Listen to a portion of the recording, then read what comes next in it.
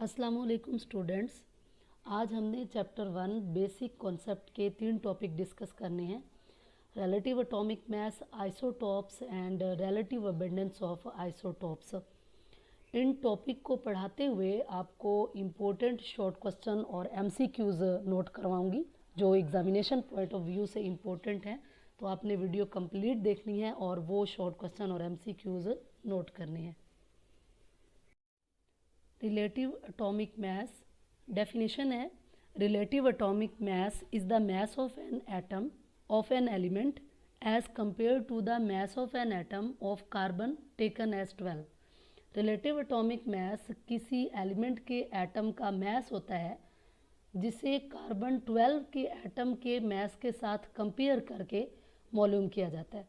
ठीक है, एटम के साइज़ बहुत छोटे हैं, हमारे पास इनको वे करने के लिए कोई बैलेंस नहीं है, तो इसीलिए जितने भी एलिमेंट हैं उनमें से एक को स्टैंडर्ड लिया जाता है और बाकी तमाम एलिमेंट के एटॉमिक मैसेज को उसके साथ कंपेयर करके मालूम किया जाता है। कार्बन 12 को स्टैंडर्ड लेते हैं। इसको स्टैंडर्ड लेने की 2 रीज़न है। नंबर 1, ये सॉलिड स्टेट में इसे हैंडल करना इजी है, और नंबर 2, इसकी नेचुरल अबंडेंस बहुत ज़्यादा है। तो बाकी जितने भी एलिमेंट हैं उनके एटॉमिक मैसेज कार्बन 12 के साथ कंपेयर करके मालूम किए जाते हैं। ठीक है, अब जैसे आपको पता है कि वज़न का यूनिट न्यूटन है, जब हम लंबाई को मेजर करते हैं तो उसका यूनिट मीटर है, या फिर हम मैस का यूनिट लिखते हैं किलोग्राम। तो यहाँ रिलेटिव एटॉमिक मैस का भी यूनिट है और इसके यूनिट को एटॉमिक मैस यूनिट कहा जाता है। The unit to express the relative atomic mass is called atomic mass unit. Example है इसकी रिलेटिव एटॉमिक मैस की। हाइड्रोजन का रिलेटिव एटॉमिक मैस 1.008 AMU है, कार्बन का रिलेटिव एटॉमिक मैस 12.0 है और ऑक्सीजन का रिलेटिव एटॉमिक मैस 15.994 है, यानी तकरीबन ये 16 है। ठीक है, अब ये शॉर्ट क्वेश्चन है कि what is relative atomic mass, give example. Next है एटॉमिक मैस यूनिट, और ये एग्जामिनेशन में आता है define atomic mass unit. The unit to express the relative atomic mass is called atomic mass unit and it is the 1/12 of the mass of 1 carbon atom.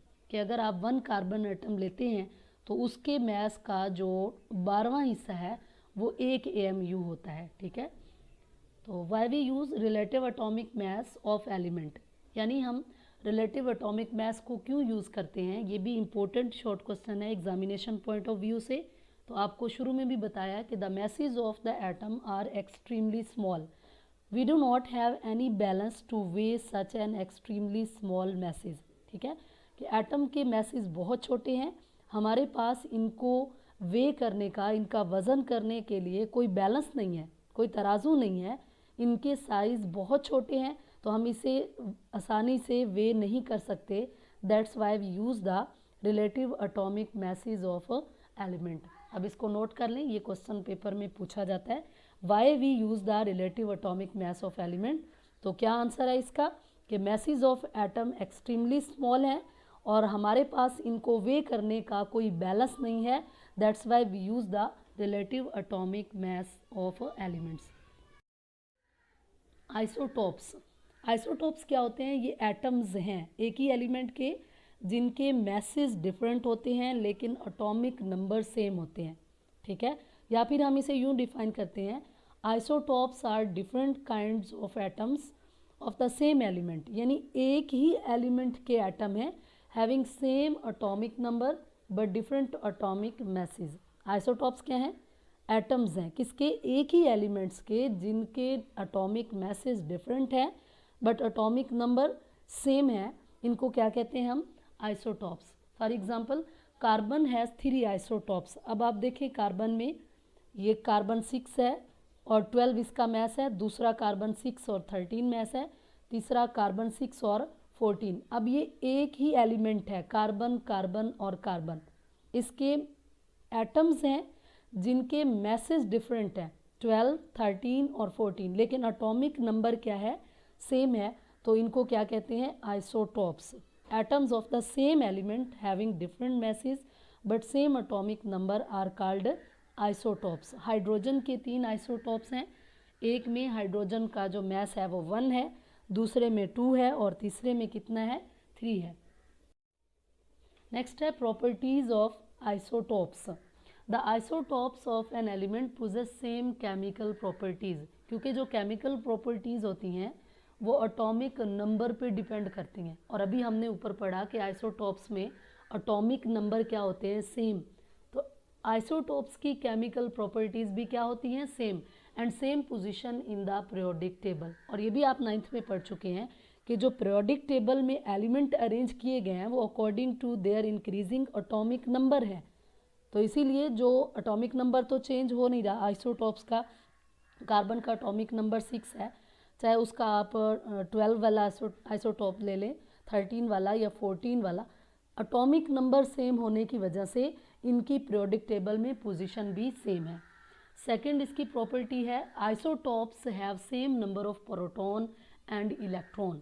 आपको पता है कि atomic number दरअसल नंबर ऑफ प्रोटॉन होते हैं। जब हम कह रहे हैं कि आइसोटोप्स के एटॉमिक नंबर सेम है तो इट मीन इनके अंदर प्रोटॉन सेम है, और किसी भी एटम में जितने प्रोटॉन होते हैं उतने ही इलेक्ट्रॉन होते हैं। तो आइसोटोप्स में नंबर ऑफ प्रोटॉन और इलेक्ट्रॉन क्या है, सेम है, but different in the number of neutrons present in their nuclei. और इनके जो न्यूट्रॉन्स होते हैं वो डिफरेंट होते हैं न्यूक्लियाई में। फॉर एग्जांपल कार्बन के 3 आइसोटोप्स हैं, अभी ऊपर भी हमने पढ़ा, कार्बन 12, कार्बन 13, कार्बन 14। अब इनके अंदर हर एक में 6 प्रोटॉन है और 6 इलेक्ट्रॉन है, क्योंकि एटॉमिक नंबर इनका देखें, कार्बन 12 का भी 6 है, कार्बन 13 का भी 6 है और कार्बन 14 का भी 6 है। तो इनके अंदर प्रोटॉन कितने हैं, 6, और इलेक्ट्रॉन भी कितने हैं, 6। तीनों आइसोटोप्स के अंदर प्रोटॉन और इलेक्ट्रॉन 6 हैं। However, these isotopes have 6, 7 and 8 neutron respectively. ठीक है, अब देखिए 6 प्रोटॉन और 6 न्यूट्रॉन, तो जो एटॉमिक मास हुआ वो कितना, 12। अब इधर 13 है तो 13 में से 6 माइनस करें तो न्यूट्रॉन कितने होंगे, 7। 14 में से 6 माइनस करें तो न्यूट्रॉन कितने हैं, 8। ठीक है, तो कार्बन के 3 आइसोटोप्स हैं। इन तीनों आइसोटोप्स में प्रोटॉन और इलेक्ट्रॉन क्या है, सेम है, बट न्यूट्रॉन क्या है, डिफरेंट है।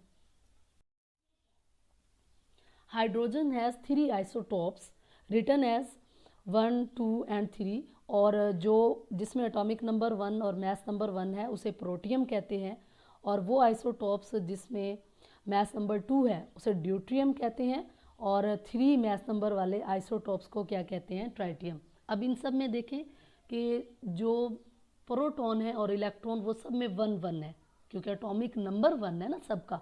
तो एटॉमिक नंबर क्या होता है, नंबर ऑफ प्रोटॉन। प्रोटॉन इन सब में क्या है, 1, 1 है इन सब आइसोटॉप्स में, जबकि जो न्यूट्रॉन है वो प्रोटियम में 0 है, और ड्यूट्रियम में 1 है, और ट्राइटियम में 2 है। Oxygen has 3। अब ये चीज़ें MCQs में आती हैं, पूछी जाती हैं। ये आप MD की कैट के अगर पेपर देते हैं तो उसमें भी पूछ सकते हैं, और वैसे जो एग्ज़ाम होना है उसमें MCQs के लिए अंडरलाइन इनको कर लें।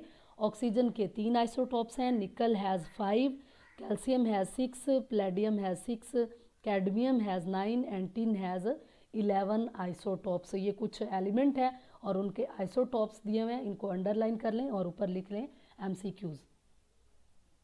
The phenomena of isotopy was first discovered by Soddy. अब ये भी इम्पोर्टेंट MCQs है कि आइसोटोपी का जो फिनोमेना है वो किसने डिस्कवर किया, सोडे ने। इसे भी अंडरलाइन करें और MCQs लिखें। अब देखें ये हमने क्या पढ़ी, प्रॉपर्टीज़ ऑफ आइसोटोप्स। नंबर 1 क्या था कि इनकी केमिकल प्रॉपर्टीज़ सेम होती हैं, पीरियोडिक टेबल में पोजीशन सेम है।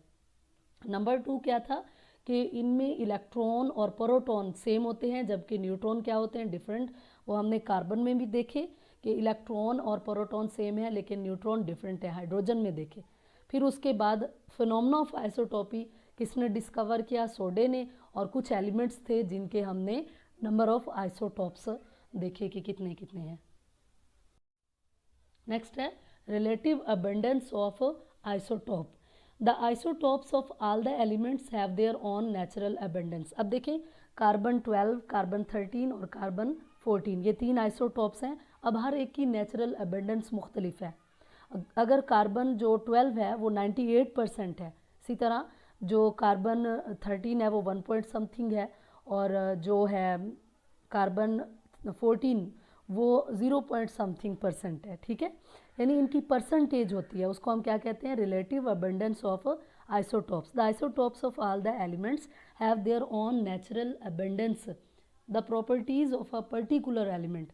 अब जो आपके लिटरेचर में, जो आपकी बुक में प्रॉपर्टीज़ दी गई हैं किसी भी एलिमेंट की, कार्बन की दी हुई हैं या हाइड्रोजन की या ऑक्सीजन की, वो दरअसल किसकी होती हैं, उस आइसोटॉप की होती हैं जिसकी रिलेटिव अबंडेंस ज़्यादा होती है। The properties of a particular element which are mentioned in their literature mostly correspond to the most abundant isotope of that element.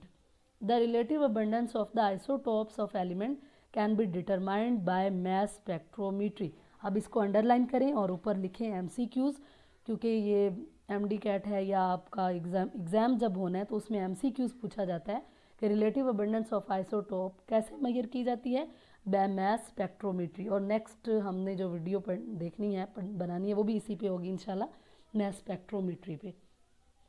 We know at present above 280 different isotopes occur in nature.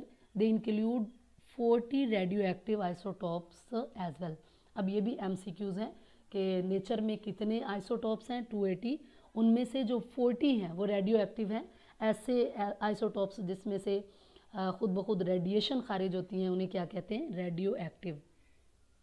Beside these, about 300 unstable radioactive isotopes have been produced through artificial disintegration. अब underline करें, ऊपर लिखे MCQs कि तकरीबन 300 unstable radioactive isotope artificial disintegration के ज़रिए produce कर लिए गए। नेक्स्ट है mono isotopic element. Mono mean one, isotopic isotope element, ऐसे एलिमेंट जिनका वन आइसोटॉप होता है क्या कहलाते हैं, मोनो आइसोटॉपिक एलिमेंट। Elements that have only a single isotope, one isotope, ठीक है, are called mono isotopic element. Example इसमें आर्सेनिक है, फ्लोरीन है, आयोडीन और गोल्ड। इनका ये सिर्फ एक एक इनका आइसोटॉप्स होते हैं, यानी ज़्यादा आइसोटॉप नहीं होते। In general the element of odd atomic number almost never possess more than 2 stable isotopes. Underline करें, MCQs है कि जिनके odd atomic number होते हैं, 3 है किसी का या 5 है या 7 है, तो वो सिर्फ 2 stable isotopes रखते हैं। और the element of even atomic number usually have large number of isotopes, and isotopes whose mass number are multiple of 4 are particularly abundant. यानी ऐसे एलिमेंट जिनका एटॉमिक नंबर इवन होता है उनके लार्ज नंबर ऑफ आइसोटॉप्स होते हैं, 5 होते हैं, 6 होते हैं, 10 होते हैं, नंबर ऑफ आइसोटॉप्स ज़्यादा होते हैं। और वो आइसोटॉप्स जिनका मैस नंबर मल्टीपल ऑफ 4 हो वो ज़्यादा अबंडेंट होता है, उसकी परसेंटेज ज़्यादा होती है। जैसे ऑक्सीजन है, इसका जो एटॉमिक मैस है वो कितना है, 16, तो ये मल्टीपल ऑफ 4 है, ठीक है, 4 4s आर 16, तो इसकी अबंडेंस ज़्यादा है। मैग्नीशियम है, सिलिकॉन, कैल्शियम और आयरन, ये नियरली 50% ऑफ अर्थ क्रस्ट बनाते हैं, यानी इनकी रिलेटिव अबंडेंस बहुत ज़्यादा है। Out of 280 isotopes that occur in nature, 154 have even mass number and even atomic number. 280 isotopes हैं टोटल नेचर में, इनमें से जो 154 हैं वो इवन मैस नंबर और इवन एटॉमिक नंबर रखते हैं। अब इसमें जो मोनो आइसोटॉपिक एलिमेंट पढ़ाया है वो इम्पोर्टेंट शॉर्ट क्वेश्चन है। रिलेटिव एटॉमिक मैस की डेफिनेशन इम्पोर्टेंट है, शॉर्ट क्वेश्चन है ये, और why we use relative atomic mass, ये शॉर्ट क्वेश्चन है। बाकी पूरा टॉपिक आपने MCQs के पॉइंट ऑफ व्यू से तैयार करना है। तो यूँ हमारा टॉपिक एंड हुआ। अगर आपको मेरी वीडियो अच्छी लगी तो इसे लाइक करना है और अपनी दोस्तों के साथ शेयर करना है। अल्लाह हाफिज़।